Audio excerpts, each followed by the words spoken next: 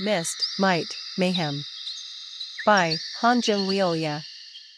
Chapter 202. Karma. Part 1. Whoosh.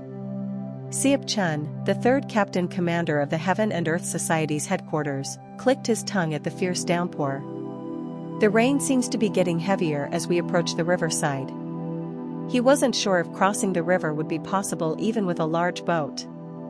Upon climbing a high hill, he saw the river current that was practically a raging torrent, which was deeply worrying. Just then, the only estate in the village came into view.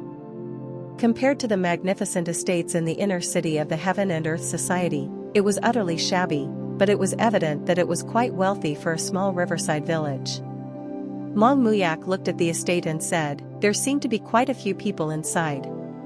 At his words, Mok Jianga nodded. That was because he could sense the presence of people inside the closed estate, and smoke was even rising from the tiled roofs. They must be employees. Let's go inside for now. Seop Chun took the lead and walked towards the main gate.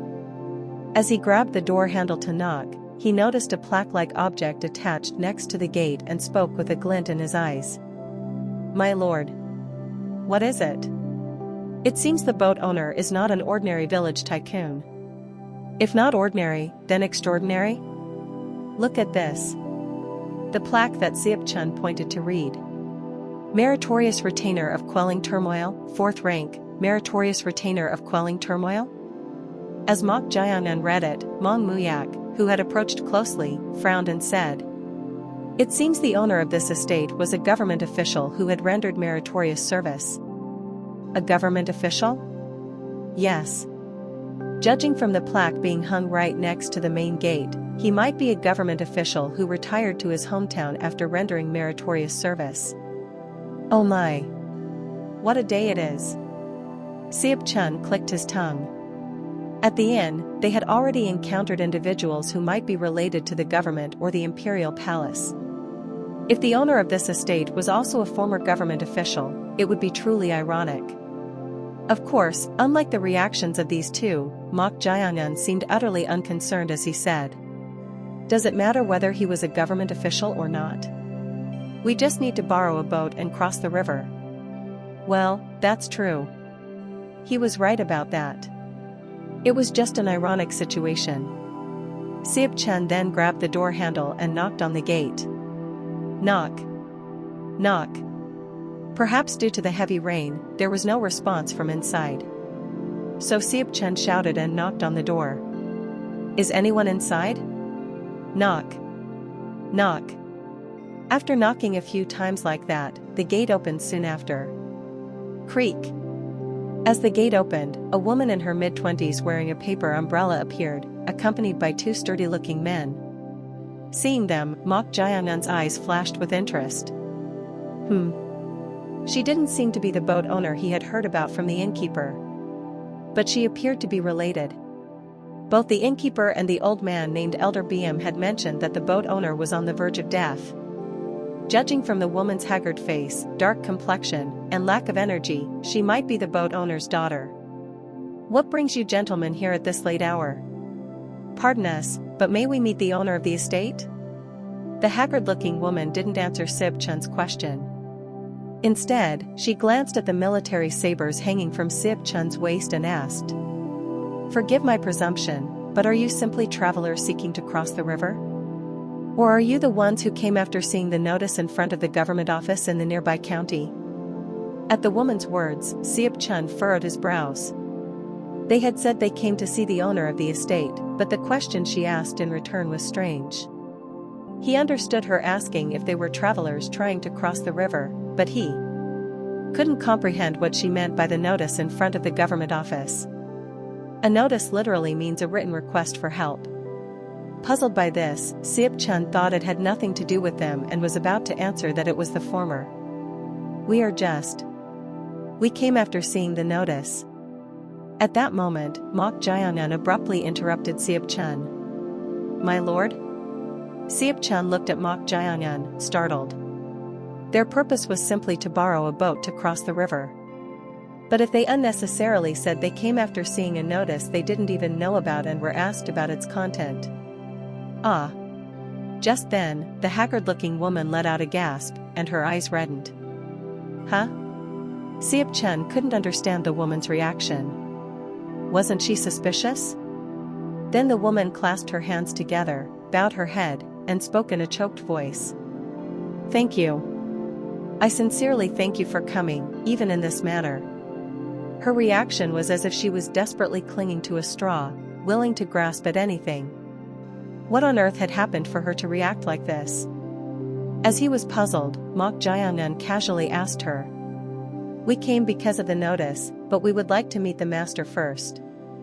Is that possible? Ah. At these words, Siap Chen finally nodded in understanding. The woman had a sharp edge to her when asked if they were simply travelers trying to cross the river. So rather than directly stating their purpose, it was a way to indirectly approach and confirm whether the boat owner's condition was truly suitable for sailing or not. At Mok Jianan's question, the woman raised her head, let out a deep sigh, and said, I can show you my father's condition, but he hasn't been in his right mind since a while ago.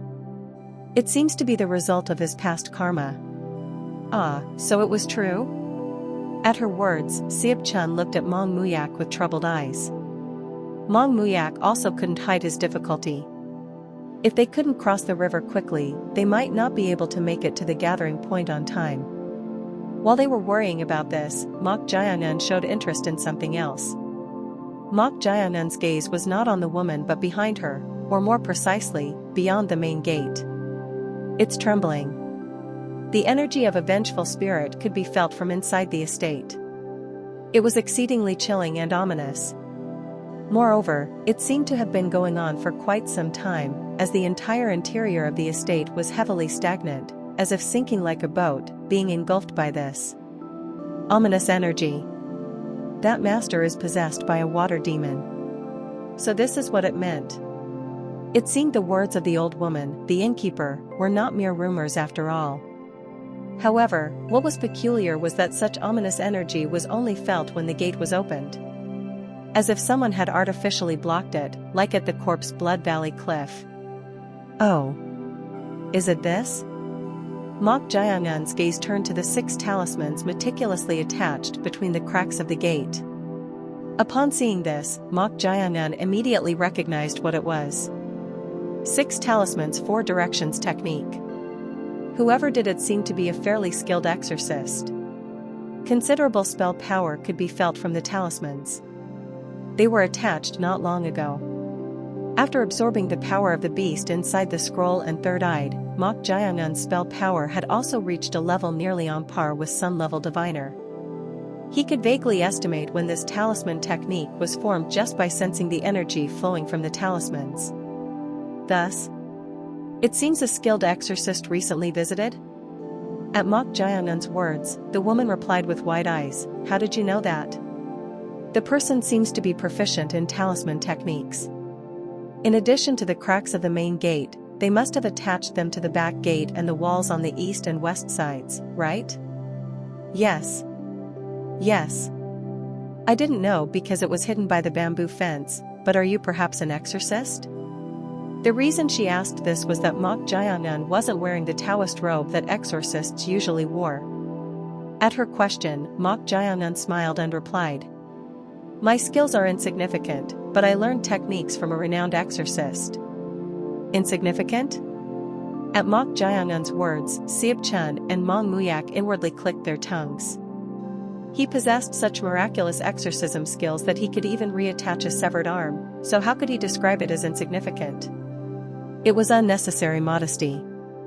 Of course, the woman, unaware of this, shook her head and said gratefully, It's no small feat to come here through the heavy rain on this dark night. I sincerely thank you. Not at all. But do we have to stay here? Oh my, what am I thinking? I left the guests standing in the rain. Please come inside. The woman led Mok Jianan's group into the estate. As they entered, she introduced herself. Her name was Wu Hyang, and she was the eldest daughter of the estate owner. Perhaps because Mok Jayangan and his group had said they came after seeing the notice, her attitude remained friendly throughout. However, the two men guarding her were different. They kept glancing at them with dissatisfied eyes as they guided them. So, Chong Ryong said, "Those living beings don't seem to like us." Indeed. Although their external muscles are well developed and appear capable, their footwork is crude, suggesting they have only learned martial arts, not internal martial arts. Yes, it seems they haven't cultivated internal martial arts. They could have been government soldiers. Government soldiers? Yes. Even if their footwork is crude, they naturally synchronize their steps without being aware of it. Oh. I see.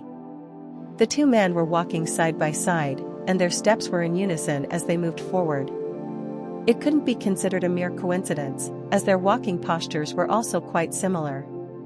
Seeing this, the estate owner might have been a military official. Ah. Mok Jayangan also nodded in agreement. Come to think of it, the meritorious retainer of quelling turmoil on the plaque next to the main gate could also mean a meritorious retainer who suppressed a rebellion. Considering this and the fact that he had individuals presumed to be government soldiers as guards, as Chong Ryong said, there was a high probability that the estate owner was a retired military official. Then Siep Chun approached Mok Jayangan and whispered, "My lord, I apologize, but do you intend to help the estate owner? We need to take the boat." If he were in a normal state, they could threaten him to sail the boat, but it was the opposite situation. I understand that, but let's see first whether something ominous is attached to him or not. What? At Mok Jayangan's words, Siep Chun was puzzled.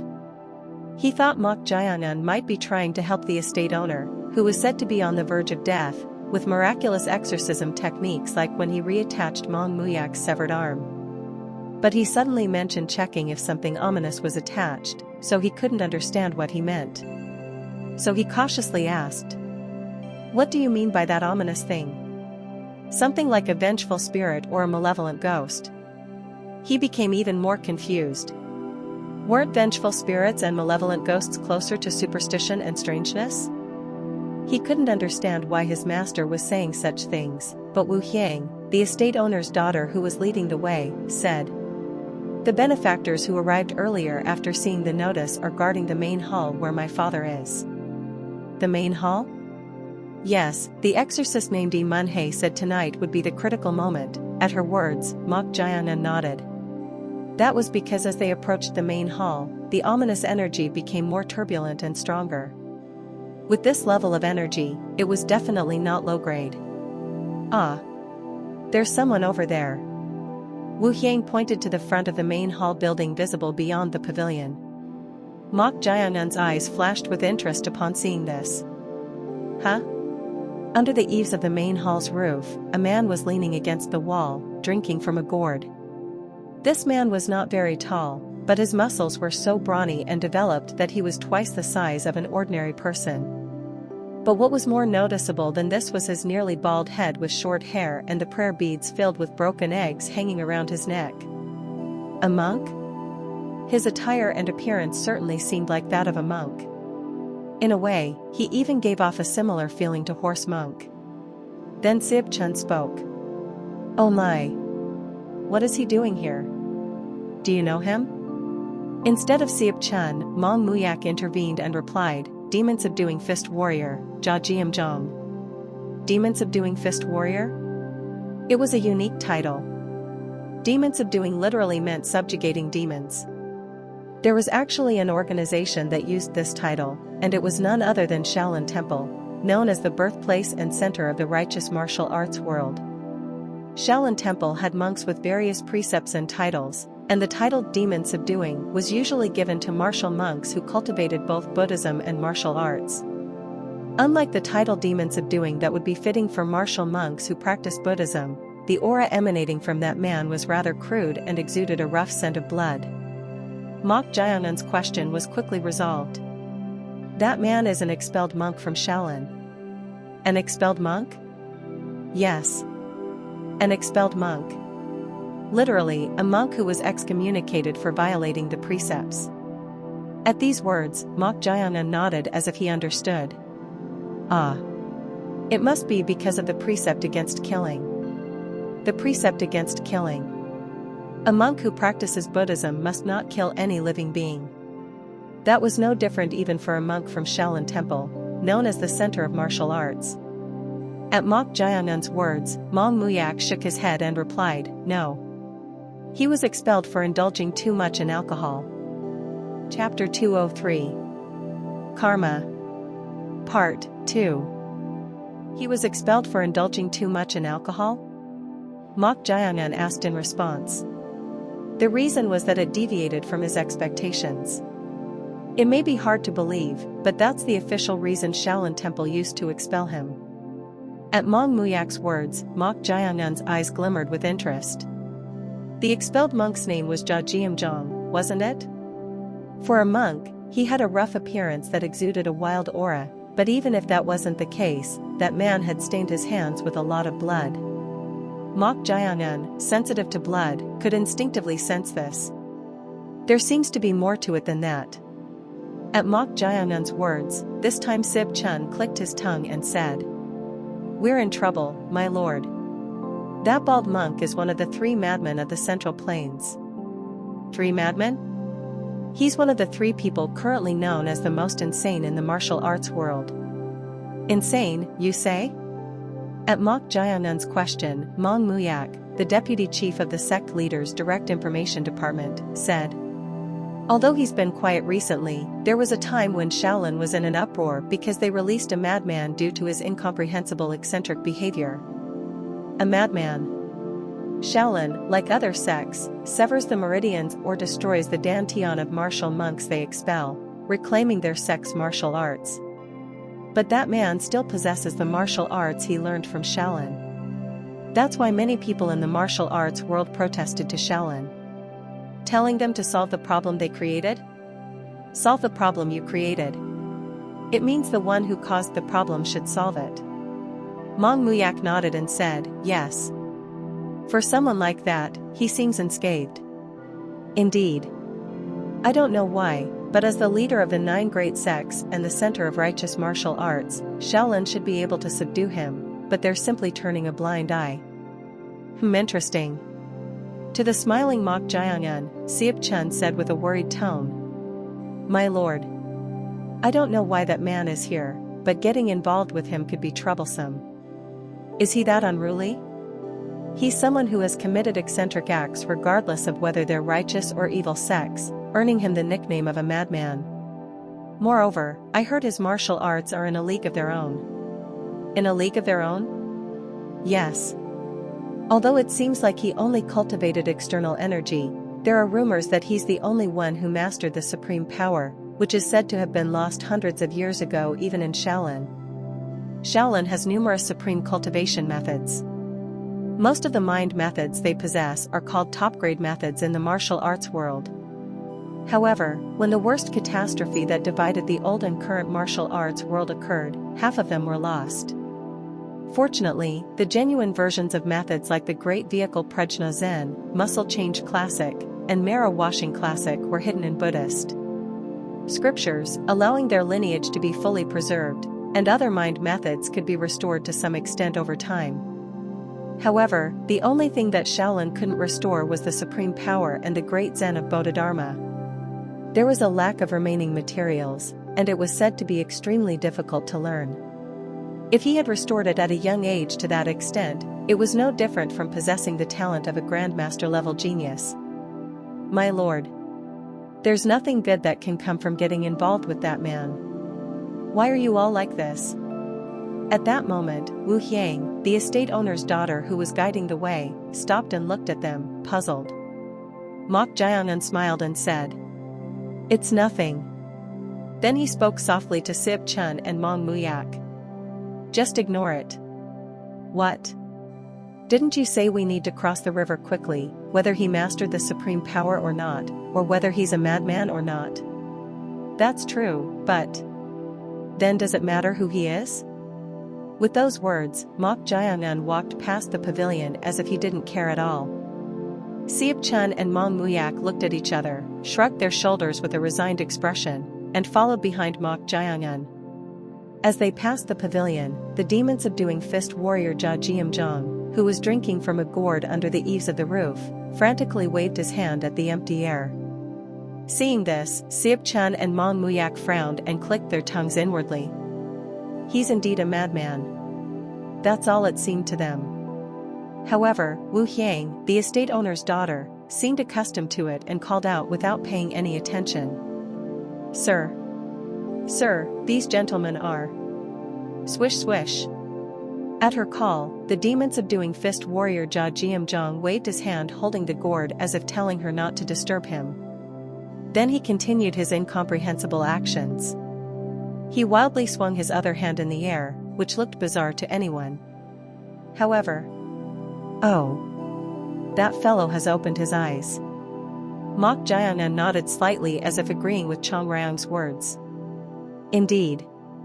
As they entered the pavilion, the ominous energy was surging even more, and perhaps due to this influence, low-grade miscellaneous spirits that couldn't even take form were gathering from all directions.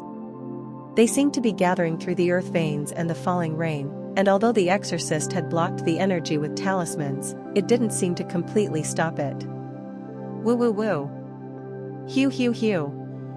Whimpering sounds could be heard from here and there. This would only get worse. Damn it.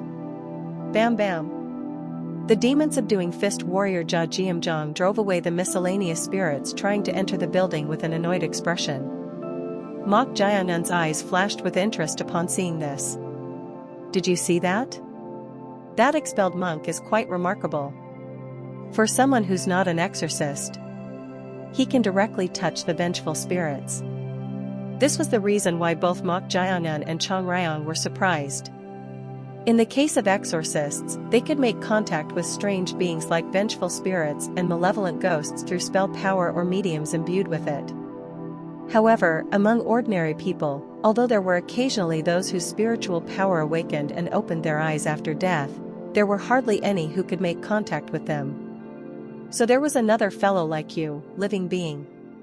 I wonder. What do you mean by that?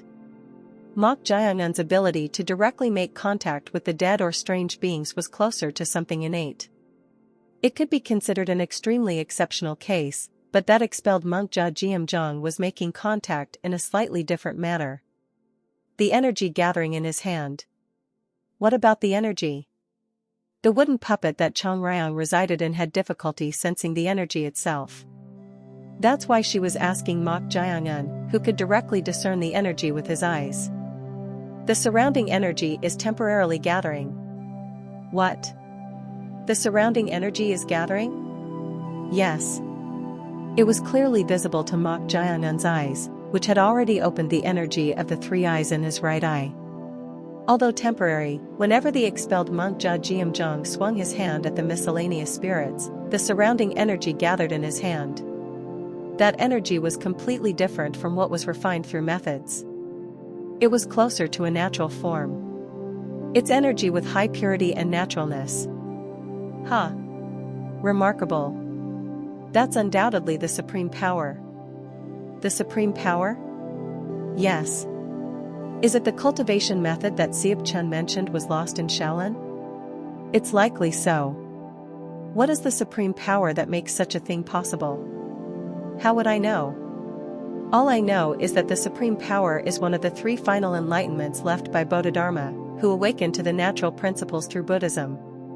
The natural principles? Those who cultivate internal energy often think about how efficiently they can use it. Indeed. As a result, they often have this thought. Wouldn't it be great if they could use the abundant natural energy around them as their own? Ah. Now Mok Jiangun could understand what she meant. The natural principles seemed to mean harmonizing with the energy of all things. However, this was very abstract, so it didn't seem to be a realm that could be achieved simply by recognizing and desiring it. In any case, if the supreme power had such a remarkable utility as Chong Ryang said, he couldn't help but be interested. Just then, Sieb Chun quietly spoke. My lord, doesn't something seem strange? What is it? That expelled monk may be a madman, but something feels eerily ominous, as if unknown individuals are lying in ambush around us. You feel it too? Mong Muyak also frowned and agreed with this. In fact, ever since entering the estate, they had been feeling a strange energy that they couldn't quite put their finger on, but as they stood in front of the main hall building, it had become overwhelmingly strong. At their reactions, Mok Jaeyoung chuckled and said, "You both certainly have good perception." Perception? What do you mean? Considering you can sense the miscellaneous spirits around without spell power. At Mok Jaeyoung's words, Seop Chun and Mong Muyak's expression stiffened. Was his lord saying this to tease them? But this ominous energy they kept feeling was extremely unpleasant. They wanted to flee from this place right away. Right at that moment. Ugh. Wu Hyang, the estate owner's daughter, clutched her chest and staggered. One of the men guarding her grabbed her as she was about to fall. "Young lady." Her face, which was already haggard, turned even paler, and her body trembled. Then. Damn it. The expelled monk Jia Jiamjong, who had been driving away the miscellaneous spirits with a gourd in his hand, hurriedly approached her. There was a reason for Wu Hyang's condition. That was because 3 formless miscellaneous spirits were clinging to her. Her body and mind had already been weakened to the extreme from being enveloped in the ominous energy of the estate for a long time, and the miscellaneous spirits had targeted her. These damn things. Jia Jiamjong tried to remove one of the miscellaneous spirits attached to her chest. The guard holding her shouted, "What are you trying to do? Get away from her immediately." Get away? You bastard, are you looking down on someone trying to help? If you don't move your hand, I'll punch a hole in your face and send you to Buddha. His words were not only crude but also vicious. Angered by this, one of the men intervened and said, "If you lay a single finger on the young lady's body." Thud. Before he could finish his sentence, the man collapsed, unconscious from Jia Jiamjong's punch. "What will you do if I do?" The man supporting Wu Hyang couldn't hide his bewilderment. He had thought the monk's physique was good and muscular, but he didn't expect him to be this strong. "Hey! If you don't move right now, that young lady will become a corpse today. Don't come any closer. Don't move. Today, this bald monk will open the precept against killing, threatening like that will naturally lead to misunderstandings." At the mocking voice coming from behind, the expelled monk Jia Jiamjong turned his head with a fierce expression. "What? You bastard who looks like a long-lived courtesan. Do you think I'm desperate to touch this woman's chest right now?" Seeing him getting angry, Mok Jaeyoung raised the corners of his mouth. And he said, "Interesting. What? You're not a madman, just someone who doesn't care about others. You bastard, what nonsense are you spewing?" Swish. Mok Jaeyoung suddenly stretched out his hand. Thinking he was attacking, Jia Jiamjong turned his body and tried to assume a fighting stance. Right at that moment. Hoo.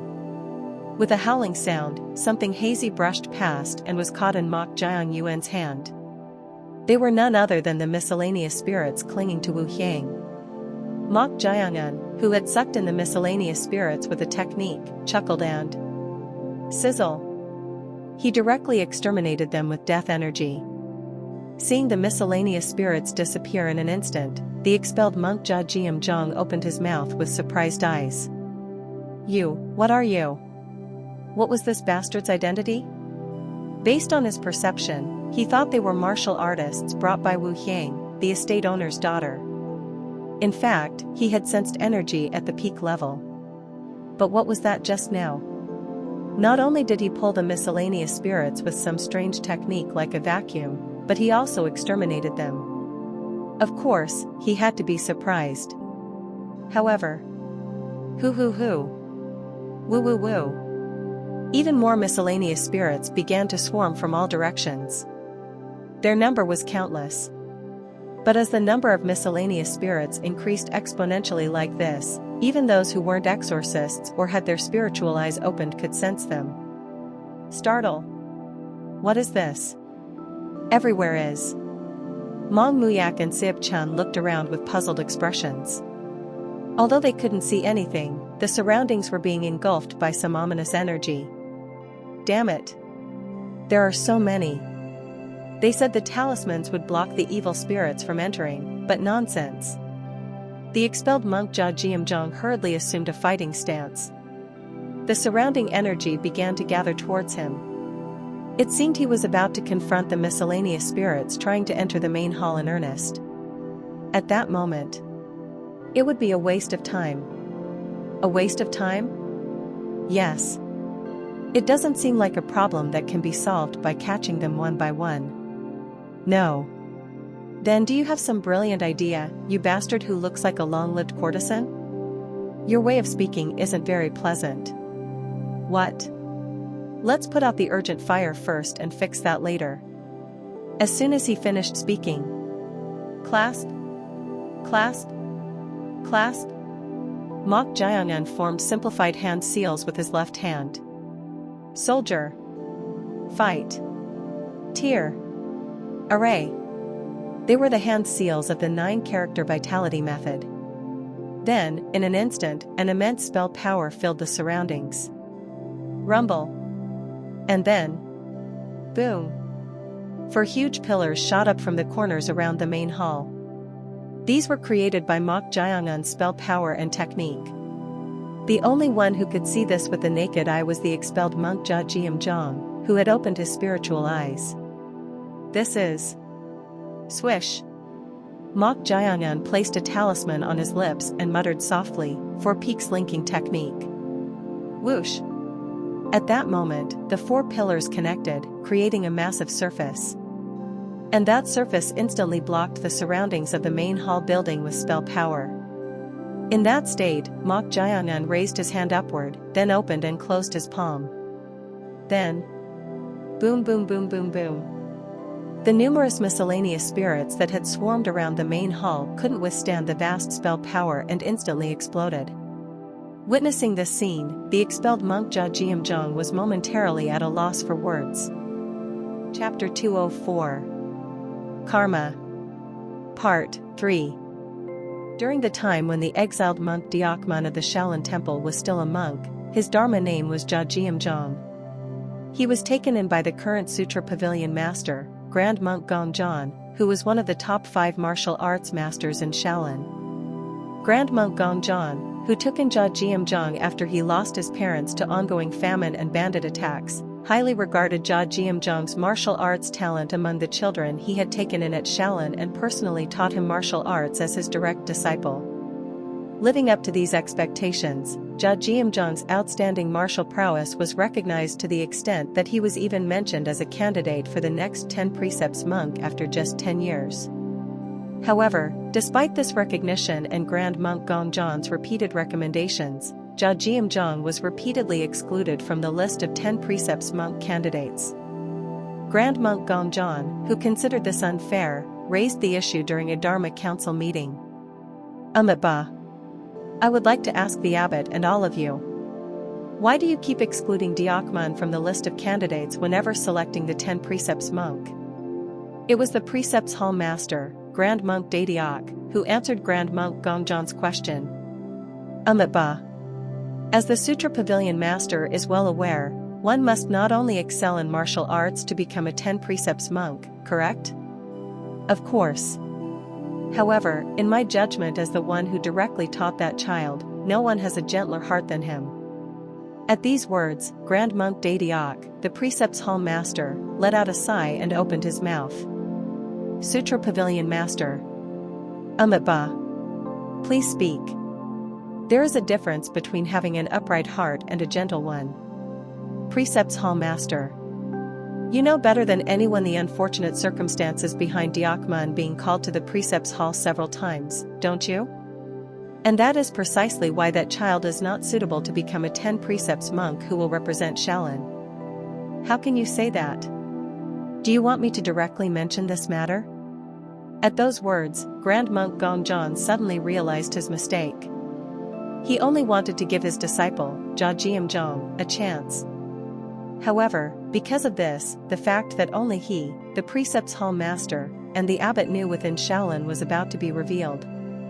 I can understand that seeing things one shouldn't see when the spiritual gate opens is that child's karma given by Buddha. However, Deokmun tries to endure it not through the practice of the Buddha's teachings, but with the alcohol offered in the Dharma hall. Murmuring at the precepts hall master's words, the senior monks began to stir. Grand Monk Gongjon tried to settle this.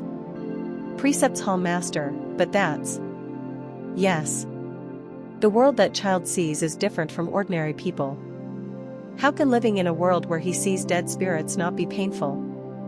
You know that, yet. And that is precisely why it cannot be allowed. He has to endure pain and suffering for a lifetime, but he has already succumbed to alcohol several times, unable to control himself, and is locked up in the seclusion hall. How can we give the position of 10 precepts monk, which requires being a role model to other monks, to someone like that? We should no longer discuss this issue. At the precepts hall master's words, all the monks in the council hall nodded their heads. Seeing them, Grand Monk Gongjon lowered his head with a regretful expression and pressed his palms together. He wanted to give that child a chance. However, while everyone said they understood, they looked at the child suffering with a distorted view and simply believed it should be overcome through the Buddha's teachings. But Grand Monk Gongjon thought differently. How can one overcome everything just by practicing the Buddha's teachings? He saw no big difference in telling someone whose leg was cut off to diligently practice the Buddha's way and that they would be able to walk someday. Everyone only sees one side of that child. Grand Monk Gongjon was truly regretful. Because Deokmun could see what others couldn't, he was able to realize even what Shaolin had lost. However, everyone focused on his faults rather than his merits. This was the nature of the Buddha's teachings. This would remain unchanged even as time passed. Perhaps it would be right to let that child go, for his own sake. Papping. Countless evil spirits instantly burst and vanished. At this sight, the exiled monk Jia Jiamzhong couldn't hide his surprise, his mouth agape. After leaving Shaolin, he had been drowning in alcohol to forget the visible suffering even a little. As he sank into alcohol, naturally he couldn't control himself, and thanks to that, he committed numerous eccentric acts and was even called a madman. It was none other than Monk Imanhei who pulled him out of this mire. You have lived a truly painful life. Imanhei was the first to understand these cursed eyes of his and drove away the evil spirits with talisman techniques, allowing him to sleep peacefully for the first time without alcohol. Taking this as a bond, he had been following Monk Imanhei and living with him. However, he couldn't help but click his tongue. What kind of fellow is this?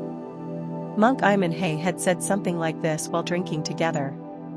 I told you your skills are good, so why are you conscious of the sect? Yeah. With your level of skill as a monk, you could receive better treatment wherever you go, couldn't you? Haha. Jiahyang, I feel good hearing you say that. But just as there are countless masters in the martial world, as you said, the same goes for the world of monks. There are monks far more outstanding and great than me. To this drunkard, you're the best. I'm grateful for your words, but if a mere itinerant monk like me goes around claiming to be the best, the monks of the world will laugh at me. Stop pretending to be humble. At that time, he thought that even if a monk's skills were outstanding, they would all be similar. He considered them all to be the same. But when he actually witnessed Mok Jiangun's monastic technique of slaughtering countless evil spirits by forming hand seals without even using talismans, he was dumbfounded. Monk Imanhei really couldn't compare to him. What the hell is this guy's true identity? Judging by the energy felt from the outside, he was clearly a martial artist. But how did he master monastic techniques to this level? Then, young lady? Are you coming to your senses? Wu Yang, the daughter of the estate owner who had been suffering from an evil spirit's possession, regained consciousness. She looked around in a daze. What happened? Ever since her father became like that, every single day had been so painful that even breathing was difficult. But now, it wasn't like that at all. She felt as if her whole body had become light, as if she had returned to the past. "Young lady, your complexion? My body feels at ease. What happened?" At this question, the man supporting her hesitated for a moment, then pointed to the exiled monk Jia Jiamzhong and Mok Jiangan with a nod. "I think those guests did something." "Those people?" "Yes." He couldn't say exactly what they did. However, after Mok Jiangan did something, her heavy body suddenly became much lighter. Even the eerie phenomenon of occasional chills running down her spine disappeared. Then, Wu Yang clasped her hands together and bowed her head to them, refusing the help of the man supporting her. "Thank you. Thanks to you two heroes, my body has become much lighter." At her gratitude, the exiled monk Jia Jiamzhong snorted and said, "This drunkard didn't do anything. If you want to thank someone, thank that fellow who looks like a longtime courtesan." Smack. Ugh. Before he could finish speaking, Jia Jiamzhong grabbed his nose in pain. Drip drip. Feeling the warm wetness on his hand, Jia Jiamzhong's eyes widened. His nose was bleeding. The blood dripping onto his palm was quickly washed away by the heavy rain, but that wasn't the issue. What the? He didn't even see it coming. He only realized it after feeling the pain upon impact. To him, Mok Jiangan smiled and said, "If you don't know my name, just call me sir. I don't particularly like being called a long-time courtesan." "You, what the hell are you?" "Papak." The exiled monk Jia Jiamzhong removed his hand from his nose and assumed a martial arts stance. He had thought that while he didn't know about his monastic techniques, his martial arts skill was only at the peak level of mastery. But just now, he couldn't even detect the blow to his nose. This aroused his fighting spirit. However, Pat Siep Chen stepped between them, gripping the handle of his wind demon blade, and said, "Exiled monk, do not be rude to my lord." Of course, he wasn't the only one. Mong Muyak also stood beside Siep Chen and half drew his sword. Xing. Seeing them, Jia Jiamzhong frowned. The exiled monk Jia Jiamzhong knew from the moment he saw them that these two were transcendent realm masters. Yet, men with such martial talent were pledging allegiance to that fellow who resembled a longtime courtesan. That made him even more curious about that guy's true identity. Whoosh! Energy gathered in Jia Jiamzhong's fists. Then, a blue light flickered from his fists, forming a strength of fist. Seeing this, admiration flashed in the eyes of Siep Chen and Mong Muyak. Fist strength? His chi circulation is fast. They knew he wasn't an ordinary master, but they didn't know he could circulate chi so quickly to form fist strength. Unlike their surprise, Mok Jiangan was focusing on a different aspect. This time too, Jia Jiamzhong gathered the surrounding energy to form fist strength. Interesting. Although he was watching it with his own eyes, it was difficult to understand the principle. The movement of internal energy through acupoints could be understood as a kind of chi circulation principle, but this transcended the realm of understanding, just like the art of sword control shown by the society leader. It was a technique that couldn't be easily stolen without accompanying enlightenment. That's why it piqued his interest even more. "Both of you, stand back." Mok Jiangan gave an order to Siep Chen and Mong Muyak. "But my lord." "It's alright, so please step aside." At this, Siep Chen and Mong Muyak simultaneously retreated to the left and right. However, Jia Jiamzhong still maintained his martial arts stance without releasing it, showing the momentum of throwing a punch at any moment. To him, Mok Jiangan said, "Is that fist technique a martial art of the Shaolin Temple?" "Humph. With what face would I use Shaolin's fist techniques after being excommunicated? This is the demon subduing attacking fist created by this drunkard." At these words, Siep Chen snorted. He said it wasn't Shaolin's fist technique, but no matter how you look at it, it resembles the Shaolin demon subduing fist. The Shaolin demon subduing fist, one of the 5 fist techniques derived from the divine white technique, was famous for its fierce yet elegant fist sequence as an offensive martial art. Of course, Mok Jiangan, who didn't know this, didn't care at all which one was the original. He just wanted to know how Jia Jiamzhong circulated his internal energy. Was it called the unsurpassed power? Unsurpassed power. The legendary cultivation method that Bodhidharma supposedly created as his final enlightenment before becoming a celestial being. If one could manipulate the surrounding energy without gathering internal energy inside the body, nothing could be more efficient. That's why he wanted to grasp its principle even more. So, Mok Jiang'an provoked him. In the martial world, they say to yield 3 moves to a junior, right? Come at me. What? Jia Jiamzhong scowled fiercely. He knew from that one move earlier that this fellow wasn't ordinary, but still, he was someone who was known as one of the 3 madmen in the martial world and had a notorious reputation. Yet, this young fellow was provoking him, saying he would yield 3 moves to him, so his anger rose. Alright. If you're that confident, let's have a go, right then. Boom. Before Jia Jiamzhong's words could end, a huge roar erupted from the main hall. At this, everyone's gaze simultaneously turned there. Wondering what happened, the wall of the main hall had collapsed at some point, and a man in a grey monk's robe with a yin-yang symbol was staggering there. Seeing this, the exiled monk Jia Jiamzhong cried out in surprise. "Imanhei!" And he hurriedly tried to rush towards him, Pack. But Mok Jiang'an blocked him and shook his head. Because. Bulge. The condition of the man called Imanhei, wearing a monk's robe, was unusual. Black blood vessels were bulging all over his face, and his eyes were also rolled back, taking the form of white eyes. Keek. The man laughed towards them in an eerie voice. Both his appearance and laughter were extremely creepy. The exiled monk Jia Jiamzhong, who thought his condition was unusual, shouted roughly. "Get out of the way." Mok Jiang'an snorted and said, "What can you do even if I move?" "Nash. Then are you telling me to just stand by and watch?" "Yes." "What?" "Pat." As soon as the retort ended, Mok Jiang'an's figure dispersed and suddenly appeared in front of the possessed Imanhei. Flinch. The eerily laughing Imanhei was startled by Mok Jiang'an's sudden appearance and tried to slash his neck with sharpened nails. However, Crack. Mok Jiang'an grabbed his wrist and twisted his arm at once. He twisted it so hard that the bone protruded through the elbow. Normally, this level of pain would make one scream, but Imanhei laughed even more. Keek. It's useless.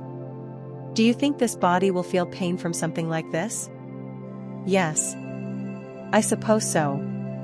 Are you also a monk? This fellow's body is already mine, slap. Before he could finish speaking, Mok Jiang'an slapped Imanhei's cheek.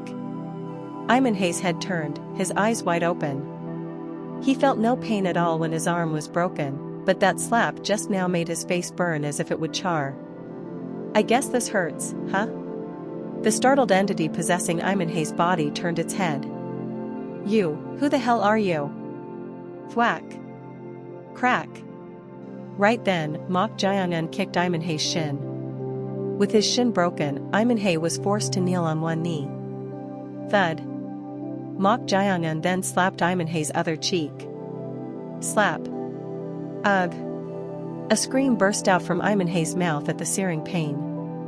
The entity possessing Imanhei's body finally realized something was wrong. This bastard could directly inflict pain on it. Thus, I need to get out. That entity tried to leave Imanhei's body. However, grab. Mok Jiang'an grabbed his shoulder, Pack. Struggle. Rip. Spread. He made a simplified hand seal. Then the entity trying to escape from the monk Imanhei was trapped inside the body as if it had become a prison and couldn't get out. That entity cried out in a fluster. "You, just what the hell are you doing, slap?" Ack. Before it could finish speaking, the entity's cheek turned to the side. It was so painful that the entity possessing Imanhei's body turned its head in disbelief. But then, Mok Jiang'an's face entered its white eyes. Flinch. He's smiling? This wasn't the kind of expression someone trying to save the owner of this body from it would show. Rather, this smile was filled with nothing but malice. For a moment, the entity unconsciously swallowed its dry saliva.